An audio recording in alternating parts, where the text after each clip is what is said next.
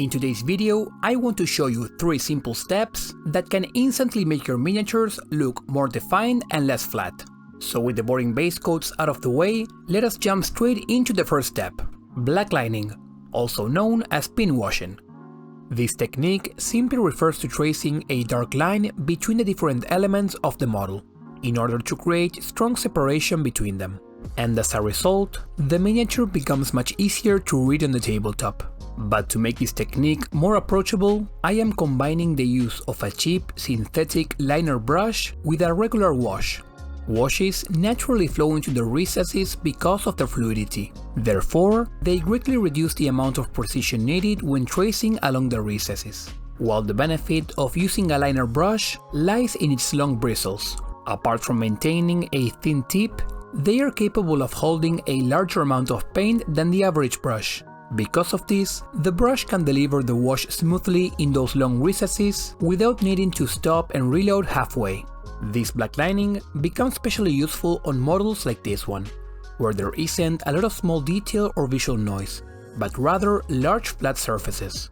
Traditional all-over washes tend to be less effective on wider areas. However, by placing the shadows exactly where they belong, we can lock in the definition without the need to correct any stains or areas where an all-over wash would have dried a bit wonky. A quick note: don't worry about the glossy finish that my wash is leaving in the recesses. At the end of the paint job, a final varnish will not only protect the miniature, but also unify the finish into whichever surface type I prefer. With the separation established, we can now move on to the second step, pushing the value of the key elements of the model. But what exactly does that mean? In simple terms, we are going to use the layering technique alongside a slightly brighter color than our base coat. And the goal is to increase the brightness of the areas that are either visually important or wide enough to work on comfortably. This does not require many passes with the brush. In most cases, 1 or 2 layers using slightly diluted paint will already be enough to create a noticeable difference. I have covered the layering technique in more detail in my video about the 4 techniques every beginner painter should learn first. But the core idea is quite simple. We are just painting a slightly smaller area inside the previous one using a brighter tone. And with the paint being slightly diluted, the added transparency helps in making this new layer not stand out too much over the previous one. Think of it like a staircase from dark to light.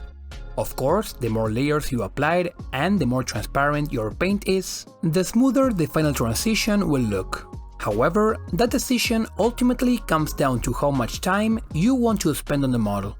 Personally, I try to stop as soon as the model starts looking more interesting, around 2 or 3 layers. But do you prefer spending extra time smoothing layers, or do you usually stop once the result already reads well on the tabletop?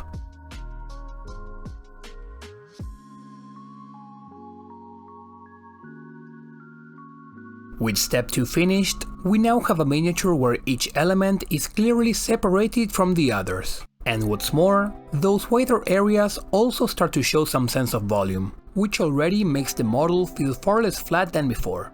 To finish off, the third step is nothing more than a few selective and strategic highlights. The important thing here is not to highlight everything. Instead, think about the key parts of the particular model you are painting. Interestingly, those areas will not always be the same ones we enhanced during step 2. For example, the red sleeves did receive a couple layers earlier in the process. However, I do not consider them important enough to deserve a highlight. On the other hand, the belt running across the chest was not large enough for layering earlier, yet it benefits greatly from a sharp highlight along its edges. The goal of this painting process is to treat each element of the miniature in a way that extracts the most visual impact with the least amount of effort.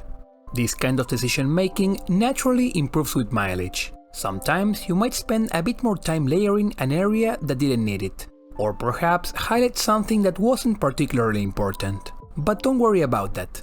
Painting, both in terms of skill and decision making, is very much like a muscle. The more you practice, the stronger it becomes.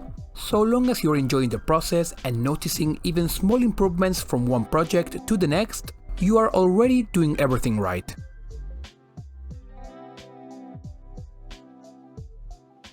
As a side note, when it came to any metallic areas, which are a bit trickier to layer and highlight with metallic paints, a classic wash of black was all I needed in order to match them with the rest of the paint job.